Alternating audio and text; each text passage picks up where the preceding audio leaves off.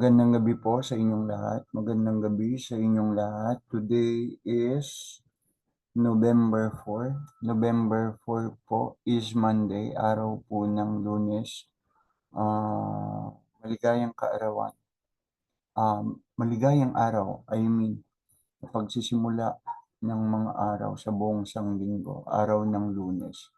Maligayang kaarawan. Maligayang araw, sorry. So, katatapos lamang natin na gunitain, alalahanin ang araw ng mga patay at ang araw ng mga banal, All Souls Day and All Saints Day. Nang magdaan ang araw ng mga patay at araw ng mga banal, lumabas na naman ang iba't ibang issue na pumapatungkol para sa mga patay, para sa mga kaluluwa ng mga namatay. Mga issue tulad ng ano ang mga pamahiin tungkol sa mga kaluluwa. Kaya halimbawa yung pag-aalay ng pagkain, isang pamahiin, pag-aalay ng pagkain sa puntod ng mga namatay. Hindi yun ang pag-uusapan natin.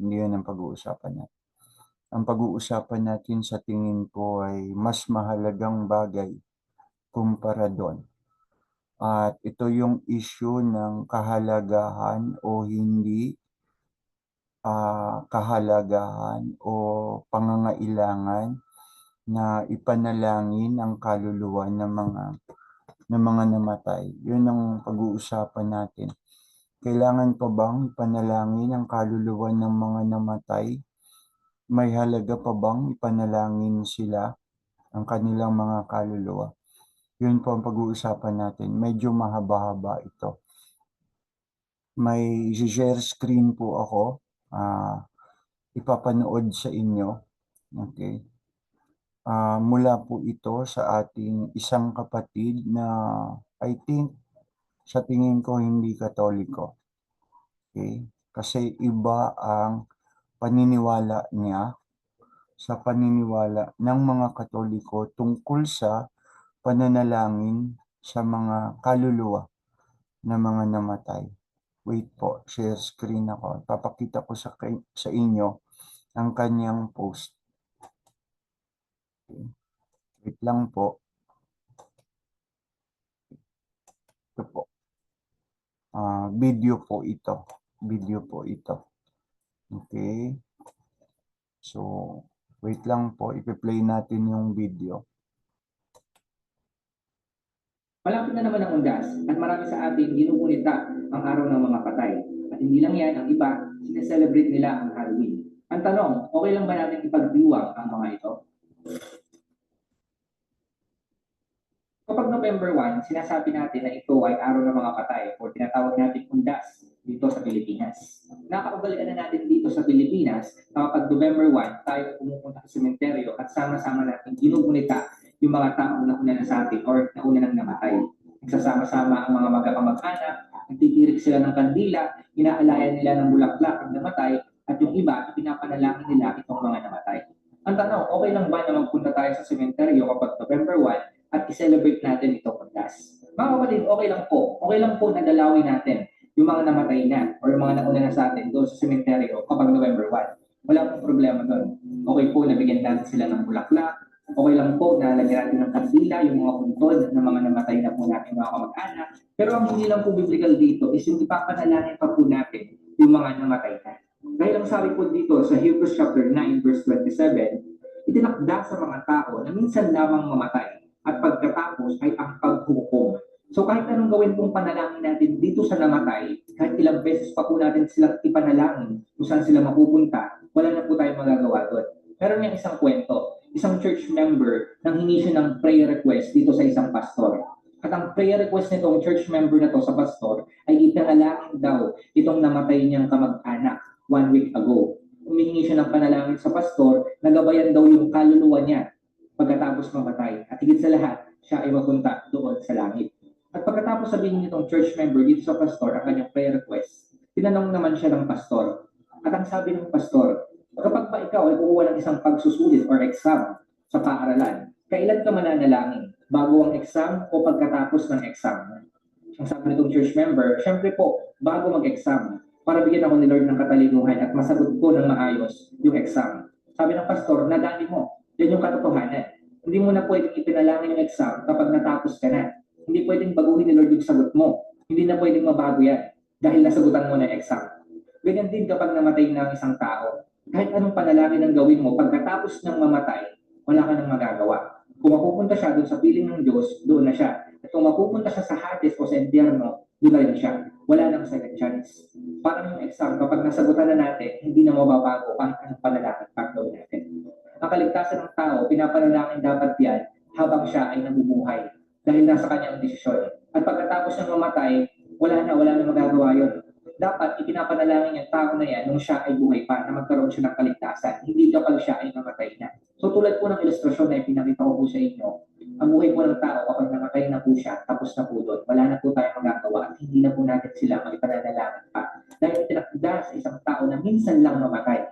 Isang beses lang po yan ang mamamatay dito sa mundo ito. Sa pagkatapos ng mamatay, meron agad siyang patutunguhan. Okay. Stop share na po tayo. So, nakita niyo yung punto niya. Yung una niyong punto, okay lang na magpunta sa sementeryo.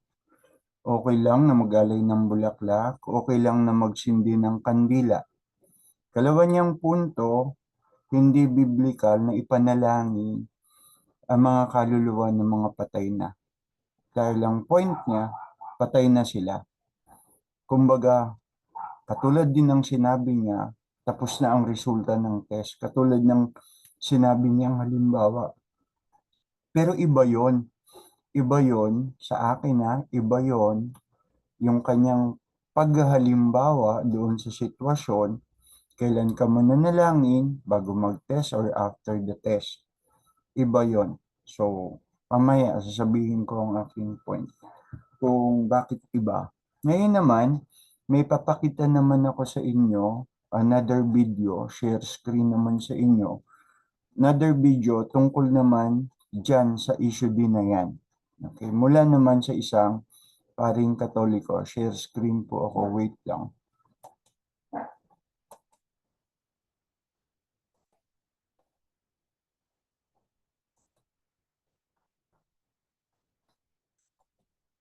Bakit ba natin pinagdarasal ang mga namatay na? Why do we pray for those who are already dead? Hindi ba tayo nag-aaksaya ng panahon? Patay na sila. Bakit uubusin mo pa ang oras mo para ipagdasal sila? Wala na tayong magagawa sa kanila. Wala na sila. Ang may magagawa lang ay ang Diyos. Ang awa ng Diyos, siya na lang ang bahala sa kanila. Kaya ang tanong, bakit kailangan pa nating ipagdasal ang mga namayapa na? Well, the answer there is, if you're going to read the gospel, they are not actually dead. Hindi talaga sila patay. Buhay sila. Kaya naman pinagdarasal natin sila. Kung naniniwala tayo na patay sila, hindi natin sila pagdadasal. Pero ang paniwala natin, sila'y buhay, kaya naman tayo ay patuloy na nagdarasal para sa kanila. Saan nagmula itong ating paniniwala na sila'y buhay at hindi patay? Galing mismo sa ating Panginoon. Narinig natin sa Ebanghelyo, siya mismo ang nagsasabi, I am the resurrection and the life. Ako ang muling pagkabuhay at ang buhay. Sabi pa nga ng ating Panginoon, whoever believes in me, even if he dies, will live. And anyone who believes in me will have eternal life and shall never die. Dalawang beses. Sinasabi niya sa atin, kung maniniwala kayo, mamatay man kayo, mabubuhay kayo. At sino man ang nabubuhay na naniniwala, hindi siya mamamatay. Yan ang paniniwala natin na kahit na wala na dito sa mundo, buhay pa rin dahil sa paniniwala sa ating Panginoon. Dahil wala naman talagang imposible sa Diyos. Hindi po ba? Na kahit na ang mga patay ay buhay. Bakit natin sila pinagdarasal? Hindi sila patay. Buhay sila. Kung paniwala mo, patay sila, hindi wag mo sila pagdasal, problema mo yun. Kung meron nagdarasal para sa mga yumao nila, hindi mo problema yon. Pabayaan mo sila. Huwag kang magagalit sa mga tao na pinagdarasal nila yung mga minamahal nila. Kasi para sa kanila, naniniwala sila sa salita ng Panginoon, sa salita ng ating Panginoong Hesukristo. Hindi sila patay, buhay sila. At ano pang sabi ni San Pablo? Ano bang makakapaghiwalay sa atin sa pagmamahal ni Kristo? Gutom ba? Paghihirap? Gera? Ni kamatayan? Hindi tayo mahihiwalay sa pagmamahal kay Kristo. Ibig sabihin, kahit na namatay ang katawan mo dito, dahil sa pagmamahal ng Diyos, kasama ka pa rin niya. At dahil kasama ka niya, buhay ka. Bakit natin sila pinagdarasal? Buhay sila. Pangalawa, kasama pa rin sila. Pamilya pa rin sila. Mahal natin sila. Ano bang ibig sabihin ng pagdarasal? Prayer is requesting for good things from God. Masama bang magnais ng mabuti para sa iyong minamahal? Hindi. Di po ba? Anong ninanais natin para sa mga namatay nating minamahal? Eternal repose of their soul. Reposition, pag-iiba ng kalagayan. Kung alam natin na meron silang pagkukulang, kasalanan, ang kanilang mga kaluluwa ay nalilinis sa purgatorio, hinihingi natin sa pamamagitan ng ating pagdarasal, sila'y makarating na sa langit. Ang kaluluwa na nasa impyerno, kahit na paano mo pagdasal yan, walang kwenta. Bakit? Dahil ang kaluluwa na nasa impyerno, tinanggihan na ang pagmamahal ng Diyos. Siya mismo, ayaw niya pagmamahal ng Diyos. Kahit na hilingin mo na mapabuti ang kaluluwang yan, dahil gusto niya sa masama, wala ka magagawa. Kaya nga, praying for the souls who are in hell, that is a useless action. We are praying for the souls in purgatory. Yung mga kaluluwa na hindi pa karapat-dapat makapasok sa langit, hinihiling natin na sila ay tanggapin ng Diyos. Bakit? Dahil mahal na mahal natin sila. Ang mga kaluluwa na nasa langit na, mga tinatawag natin banal at santo, hindi na rin po natin kailangan ipagdasal. Bakit? Ganap na sila. Finish na ang kanilang paglalakbay. Natanggap na nila ang kaligayahan ng Diyos. Imbis na ipagdasal natin sila, ang hinihiling natin sa kanila ay ang kanilang dasal. Dahil nakasulat din sa Biblia na may bisa ang dasal ng isang banal na tao. Di po ba? May katuturan, may kahulugan ang pagdarasal para sa mga namayapa na. Dahil mababasa din po natin ito sa kwento sa Makabeo. Pinagdasal ng isang general ang kanyang mga tauhan na namatay sa digmaan. May suot na anting-anting. At dahil dito, ibig sabihin, di sila nagtitiwala sa Diyos. Nangulekta daw ng pera, binigay sa templo, pinagdasal ang mga kaluluwa ng mga sundalong ito. At ano po ang nakasulat sa Biblia? What he did was a wholesome and holy thought for the dead. Isang mabuti at banal na bagay ang ginawa niya sa pamamagitan ng pagdarasal sa mga namatay. Walang masama sa pagdarasal sa mga minamahal nating namayapa na. Dahil tayo ay naniniwala, hindi sila patay, buhay sila. At sa pamamagitan ng ating pagdarasal, nananatili ang ating ugnayan. We are still in communion with one another. Naniniwala tayo, pamilya pa rin tayo. Ganyan ba ang trato mo sa isang pamilya? Pag wala na, para bang basura na tinatapon mo? Hindi ganyan ang pagmamahal ng isang Kristiyano. Di po ba?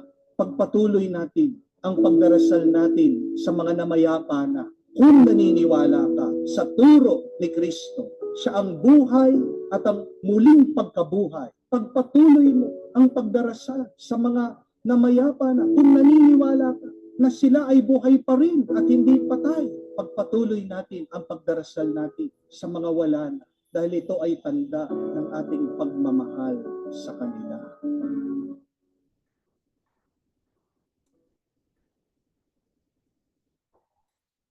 Okay po. So, yun yung dalawang video.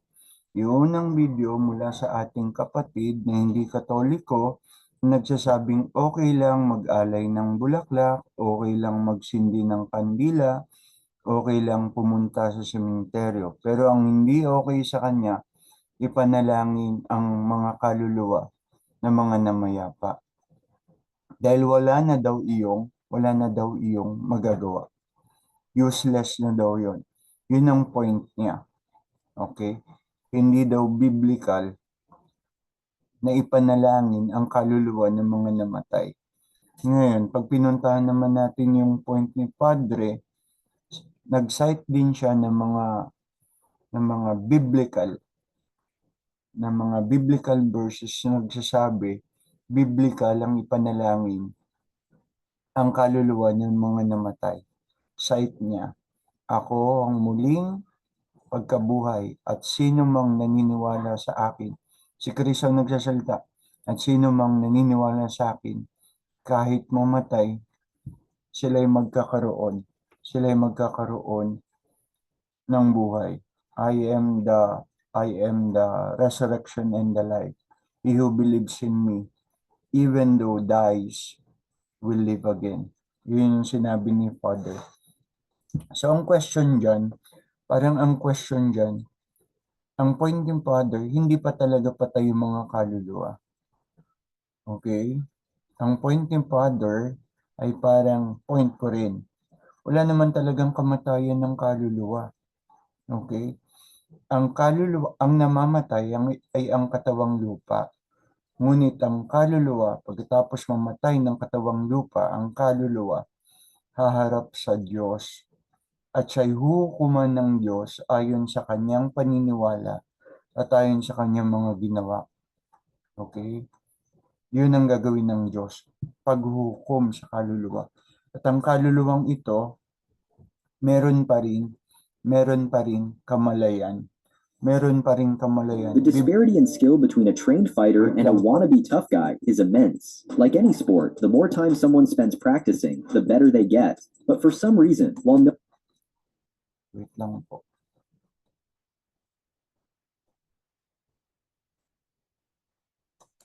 Nag-run yung video ulit. Okay, nasa na tayo? Nandun tayo sa usapan. Yung point ng isa nating kapatid, useless nang ipanalangin ang kaluluwa ng mga namatay dahil patay na sila. Ang point naman ni Father, hindi talaga sila patay. Okay? Ang point ko, totoo yung sinasabi ni Father. Hindi sa pagiging bias dahil Katoliko ako. Hindi sa pagiging bias. Ang pagkakaalam ko, ang kaluluwa ng mga namatay, okay, namamatay ang katawang lupa, ngunit ang kaluluwa hindi namamatay. Haharap siya. Pagkatapos niyang mamatay, haharap siya sa Diyos upang siya'y hukuman kung saan siya mapupunta. Sa pagpapala ng langit o parusang walang hanggan. Ang tawag natin doon, eternal punishment, eternal damnation. So yung kaluluwang pinarurusahan, patuloy ang kaparusahan na yon. Walang hanggan, kaya nga eternal. Kaya, nakakatakot ng mabuti. Walang kamatayang, walang katapusang parusa ang pwedeng mangyari sa'yo. O walang katapusang kaligayahan, okay, sa gantimpala ng langit. So, hindi namamatay ang kaluluwa, ang namamatay ay katawan. Biblical ba yan? Biblical ba yung sabihin natin na ang kaluluwa ay hindi namamatay? Biblical po iyan. Biblical po iyan. Puntahan natin. Sa Biblia, may ilang talata na ginagamit tayong mga Kristiyano upang suportahan ng paniniwala na ang kaluluwa ay walang kamatayan o nagpapatuloy sa buhay matapos ang pisikal na kamatayan. Mababasa natin sa Aklat ni San Mateo, Kabanata 10, talata 28. Huwag kayong matakot sa mga pumapatay ng katawan, ngunit hindi makapapatay ng kaluluwa. Sa halip, matakot kayo sa Kanya na may kapangyarihang pumuksa ng kaluluwa at katawan sa impyerno. Sa aklat at talatang ito ni San Mateo, sinasabi ang kaluluwa ay tinuturing na hiwalay sa katawan. Iba ang katawang lupa, yun ang namamatay. Ngunit ang kaluluwa, okay, hindi ito kayang patayin ng tao. So sinasabi, ipinahihiwatig na ang kaluluwa ay maaaring manatili kahit na ang katawan ay patay na. So biblical na ang kaluluwa hindi namamatay. Kalawa, may isang talinghaga tungkol sa isang mayamang lalaki at tungkol kay Lazaro na makikita naman natin sa Ebanghelyo ni San Lucas, Kabanata 16, mga talata 11 hanggang 31.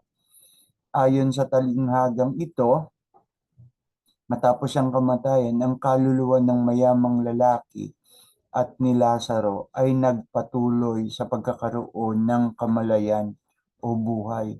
Pagpatay ka, wala kang malay. Pero dito sa talinghagang ito, nandun ang kamalayan. Si Lazaro nasa lugar ng kapahingahan. At ang mayamang lalaki naman, nasa lugar ng pagdurusa. Sinabi pa nga ng mayaman, hayaan mo pong idawdaw ang daliri dahil napakainit dito. Ang daliri sa tubig at idampi sa aking dila sapagkat napakainit dito. Nandun ang kamalayan ayon dun sa talinghaga. So ayon sa kwento ngang iyon, pinakikita na ang kamalayan ay nagpatuloy kahit na namatay yung pisikal na katawan ni Lazaro at nung lalaking mayaman. Okay, mula naman sa aklat ng Pilipos, sabi ni San Pablo, mas gusto ko pang mamatay at mapasa Kristo sapagkat ito ay higit na mabuti. Sa talatang ito naman, pinahayag ni San Pablo ang kanyang pagnanais na mapasa presensya ng Panginoon pagkatapos ng kamatayan sa katawan. Nagpapahiwatig ng buhay ng kaluluwa pagkatapos ng kamatayan. So may mga biblical basis para sabihin na ang kaluluwa hindi talaga namamatay. Ang kaluluwa, pagkatapos mamatay ang katawang lupa, haharap sa paghuhukom ng Diyos. Huwag tayo ngayong maging bias. Ano ang paniniwalaan natin? Ang taong namatay, patay na ba talaga? Patay siya sa katawan, ngunit buhay siya sa kaluluwa. Okay? At yung kaluluwa niya, yun ang tatanggap ng walang hanggang gantimpala sa langit o walang hanggang kaparusahan. Okay? Sa pahayag naman, sabi dito, sa pahayag, Revelation chapter 6, verse 9 to 10, makikita sa talata dito ang mga kaluluwa ng mga martir na nasa ilalim ng dambana at tumatawag sa Diyos para sa katarungan. Pinakikita nito ang patuloy na pag-iral ng kaluluwa, ang kamalayan ng mga kaluluwang namatay na. So, sa kabuuan, sa pananampalatayang Kristiyano, karaniwang interpretasyon na ang kaluluwa ng tao ay nagpapatuloy sa buhay, maging sa presensya ng Diyos o sa hiwalay na kalagayan mula sa Kanya, batay sa Kanyang pananampalataya at mga ginawa. Bagamat hindi nga tayo maililigtas ng ating mga mabuting gawa, ang grasya at awa ng Diyos ang siyang magiging pinaka-basis ng ating kaligtasan. Okay? Bakit kailangan manalangin? Ayon kay Padre, nag-cite siya ng isang another biblical verse. Sabi niya, eto yun yung kahit kamatayan, hindi tayo nito maihihiwalay sa pag-ibig ng Diyos. Not even death can separate us from the love of God. Ayon kay Padre, ano mga kaluluwang hindi na dapat panalangin? Yung mga kaluluwang nasa impyerno na dahil tapos na ang paghuhukom sa kanila. Hindi na rin kailangan ipanalangin ng mga kaluluwang nasa langit na dahil tinanggap na rin nila ang katarungan para sa kanilang pananampalataya at mga ginawa. Hindi ko kayo pipilitin kung sino ang paniniwalaan nyo sa dalawa. Pero ako may sarili akong point bukod dun sa point ni Padre. Ang point ko, ang Diyos pwedeng magbago ng isip kung ano ang magiging paghuhusga niya sa iyo, kung ano magiging paghuhukom niya sa iyo. Okay, bakit ko nasabi yan? Kung titignan natin ang lumang tipan at kasaysayan ng Israel ng bayang pinili, sa lumang tipan, lalo na noong lumaya na sila sa pagkaalipin sa Ehipto, ang bayan ng Israel ay nasa sadlak, okay, sa maraming pagkakataon sa dalawang sitwasyon. Sila'y nagkakasala. Okay. Kapag sila'y nagkakasala, ang nagiging paghuhukom ng Diyos ay parusahan sila. Sa paanong paraan sila pinarurusahan ng Diyos? Sila'y ipinasasakop sa ibang bayan, mga bayan na may ibang Diyos maliban sa tunay na Diyos, yung mga may Diyos-Diyosang bayan.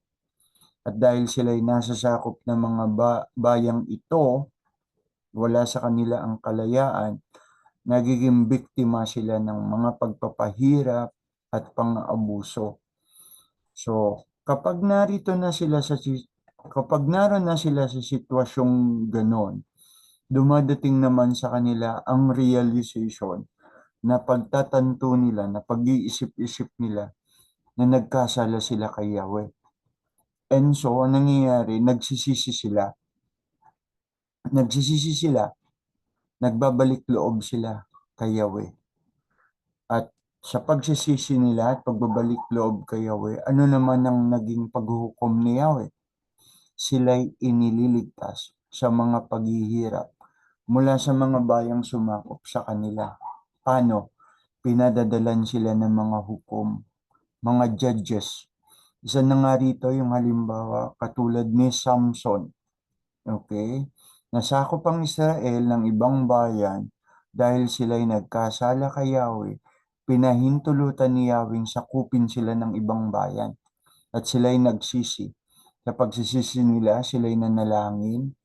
Okay? Sila'y nag-request sa Diyos, sila'y nagbalik loob sa Diyos na sila'y iligtas. And so, pinadala ng Diyos, pinili ng Diyos si Samson. Isa lang yun. Mababasa natin yan sa Book of Judges. Iba't ibang hukom. Ang mga hukom na ito, katulad din ni Gideon, sila yung mga taong namumuno sa Israel sa panahon ng kapayapaan at sa panahon ng digmaan. Okay? Judges, mga hukom, namumuno sa Israel sa panahon ng digmaan at sa panahon ng kapayapaan. So, kung titignan natin, i-analyze natin, ang desisyon ng Diyos, ang pagbibigay katarungan ng Diyos, ang paghuhukom ng Diyos, pagbibigay katarungan, parusa sa dapat parusahan, gantimpala sa dapat gantimpalaan, ay pwedeng magbago. Depende sa sitwasyon ng bayan o ng tao. Kung ikaw ay nasa kasalanan, pwede kang bigyang justice ng Diyos na parusahan. Parusa sa dapat parusahan. At kung ikaw ay mabuti, nagpapakabuti, ang Diyos naman, pwede kang bigyan ng katarungan na gantimpalaan ka sa iyong mga buting ginagawa. So, ang isip ng Diyos, ang desisyon ng Diyos, ang paglilitis, ang paghuhukom ng Diyos, pwedeng magbago, depende sa sitwasyon ng tao. So, anong point ko? Ang logic, ganun din sa kaluluwa. Okay? Sa pamamagitan ng pagdarasal natin sa mga kaluluwa, maaari nitong baguhin ang isipan ng Diyos sa desisyon niya dun sa kaluluwa. Okay? Pwedeng magbago ang isip ng Diyos. Kasi ang awa ng Diyos ay mas higit na dakila kaysa sa kanyang paghuhukom. God's mercy is greater than His justice. Makikita natin yan sa nobina ng banal na awa. Divine mercy. Sabi doon, ang kasalanan mo, ang kasalanan ng sino mang tao ay parang patak lang ng tubig sa napakalawak na karagatan na awa ng Diyos. So parang sinasabi, ang kasalanan mo katulad ng maduming tubig, ihalo mo man sa tubig ng napakalawak na karagatan, hindi nito mapadudumi ang buong karagatan, na ang awa ng Diyos ay mas higit na dakila ganuman kalaki ang iyong kasalanan. So pag sinabi natin, wala nang magagawa ang ating mga panalangin para sa mga kaluluwa ng mga yumao, para naman nating Para naman nating minamaliit ang pag-ibig at awa ng Diyos. Okay? Para naman nating minamaliit ang pag-ibig at awa ng Diyos, na wala na siyang magagawa kundi parusahan yung mga taong deserving ng parusa. Hindi, wag nating limitahan ang awat pag-ibig ng Diyos. Pwede niya pa rin patawarin ang kaluluwa ng isang tao, gaano man ito kasama. Depende sa kanyang depende sa kanyang desisyon. At mula sa ating mga panalangin, pwede nating mabago 'yon. Okay? Bakit mo naman nasabi yan? Bakit ko naman nasabi yan? Bakit mo naman nasabi yan sa Pascual? Tignan niyo yung nangyari doon sa Ninibe. Gugunawin ang Ninibe ng Diyos dahil sa mga kasalanan ng mga taong nasa Ninibe. Pero bago niya ginawa yon, nagbigay siya ng pagkakataon. Pinadala niya si Jonah, okay, para mangaral sa Ninibe upang magbago. Pilit na tumakas si Jonah kung ang tawag ng Diyos sa hilaga, nagpatimog si Jonah. Kung ang tawag ng Diyos nasa kanan, pumunta sa kaliwa si Jonah. Pero nangyari pa rin ang kalooban ng Diyos. At anong nangyari? Nagsisi mga taga-Ninibe. Sila'y naupo sa abo at nagdamit ng sako, tanda ng pagsisisi. Sila'y nag-ayuno, tao at hayop. Na makita ito ng Diyos, anong nangyari? Nagbago ang isip ng Diyos sa hatol sa kanila. Sila'y pinatawad at hindi na ginunaw ang Ninibe. So may pagbabago ang kaisipan ng Diyos para sa kalagayan ng tao. Buhay man ito o patay. Okay? Kaluluwa man ito o hindi. So yun ang point ko. Yun lang ang point ko. Wag nating maliitin, wag nating limitahan ang awat pag-ibig ng Diyos sa tao, sa kaluluwa ng tao. Pwedeng magbago ang kanyang isip, pwedeng magbago ang kanyang desisyon sa kahihinatnan ng tao at kahihinatnan ng kaluluwa ng mga tao. Pwede mangyari sa pamamagitan ng pananalangin. Yung pananalangin natin ay tanda ng respeto at pag-ibig sa mga namayapa, kapamilya man sila o hindi. Kaya mo nga sila'y pinagdarasal, mabuti ang intensyon mo para sa kanila. Kahit i-assume natin na wala nang magagawang ipanalangin ng mga kaluluwa, mabuti pa rin ipanalangin sila. Mabuti pa rin. Why? Because mabuti ang ating intensyon. At yung mabuting intensyon, hindi yan babaliwalain ng Diyos. Hindi yan babaliwalain ng Diyos.